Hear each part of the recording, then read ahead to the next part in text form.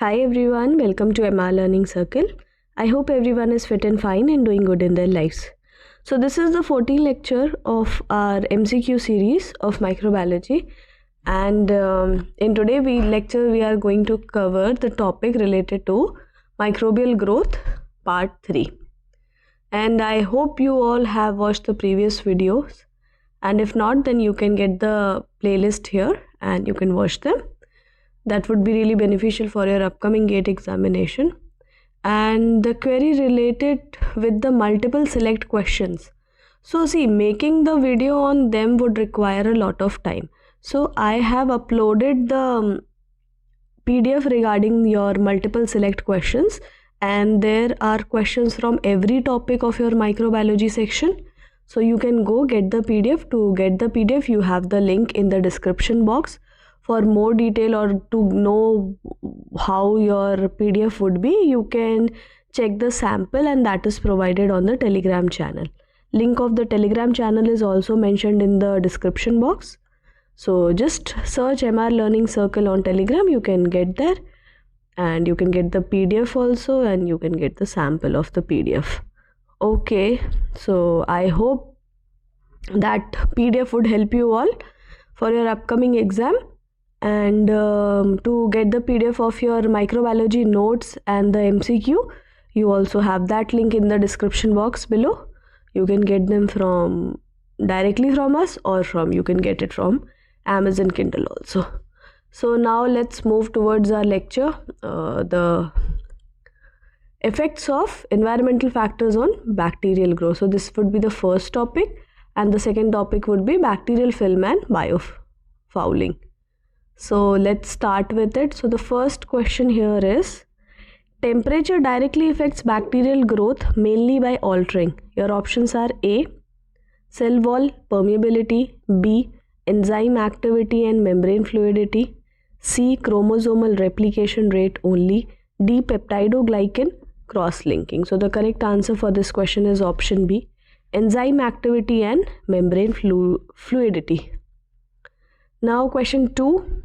A saccharophilic bacterium would most likely grow optimally at. Options are 0 to 5 degrees Celsius. Option B, 15 to 20 degrees Celsius. Option C, 37 degrees Celsius. D, 55 degrees Celsius. So correct answer for this would be 15 to 20 degrees Celsius, and option B would be the correct answer. Now question number 3. Obligate thermophiles differ from mesophiles because their enzymes. Options are A, denature quickly above 40 degrees Celsius, B, possess increased hydrogen bonding and hydrophobic interaction, C, function only at neutral pH, D, require cold shock protein. So the correct answer for this is also option B, possess increased hydrogen bonding and hydrophobic interactions. Question 4. The minimum water activity permitting bacterial growth is approximately A, 0.60, B, 0.75, C, 0.91, D, 0.99. So the correct answer for this question is option C, 0.91. Now question number 5. Neutrophilic bacteria maintain cytoplasmic pH near 7 because options are A, proton motive force reverses, B, internal buffers and proton pumps regulate hydrogen ion influx, C, DNA becomes alkaline stable, D, protein requires external acidity. So the correct answer for this question is option B, internal buffers and proton pumps regulate hydrogen ion influx. Question 6. Halophiles are adapted to high salt concentration primarily by. Options are A, secreting slime layer, B, accumulating compatible solutes such as potassium ion and glycine betaine, C, reducing membrane permeability to sodium ion, D, forming endospores. So the correct answer for this question is also option B, accumulating compatible solutes such as potassium ion and glycine betaine. So question number 7 now. The cardinal temperature for the bacterium include Options are A. Optimum neutral alkaline, B. Minimum optimum maximum growth temperature, C. Freezing boiling denaturing points, D. Lag log stationary point. So the correct answer for this question is minimum optimum maximum growth temperature. Now question 8. Obligate anaerobes fail to grow in oxygen because they lack ATP synthetase, B. They lack enzymes like superoxide dismutase and catalase, C. Oxygen inhibits translation, D. They cannot use carbon dioxide. So the correct answer for this question is option B. They lack enzymes like superoxide dismutase and catalase. Question number 9. Barophilic or piezophilic bacteria are found predominantly. Options are A. In hot springs, B. In deep sea trenches, C. In deserts, D. On leaf surfaces. Easy question. So barophiles, they require higher hydrostatic pressure. So your correct answer would be in deep sea trenches. Now question number 10. Phototrophic bacteria exposed to suboptimal light intensity shows. Options are A. Increased pigment synthesis for light capture, B. Repression of photosynthetic genes, C. Enhanced heterotrophic growth, and D. Cell death due to photobleaching. Correct answer is increased pigment synthesis for light capture. So that's your correct answer, option A. Now we have questions on bacterial biofilm and biofouling. So the first question is, a biofilm is best described as. Options are A. Suspended single bacterial cell in liquid, B. A structured community of cells enclosed in self-produced polymeric matrix, C. A random aggregation of spores, D. A nutrient-limited batch culture. Correct answer for this is a structured community of cells enclosed in a self-produced polymeric matrix. Question 2. The first step in biofilm formation involves EPS maturation, B. Reversible attachment via cell appendages, quorum sensing signaling, D. Cell dispersal. So correct answer is reversible attachment via cell appendages. Question number 3. Quorum sensing regulates biofilm development mainly by. Options are A. Changing cell wall thickness, B. Coordinating gene expression once a critical cell density is reached, C. Removing inhibitory metabolites, D. Preventing plasmid transfer. So the correct answer for this question is coordinating gene expression once a critical cell density is reached.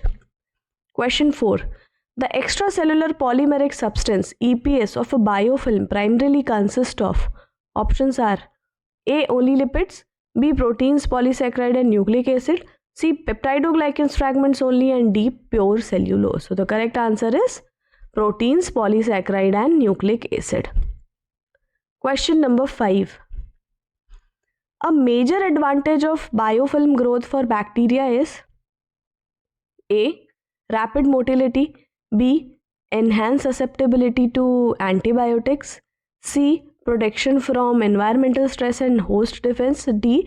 Reduced metabolic efficiency. So the correct answer for this question is option C. Protection from environmental stress and host defenses.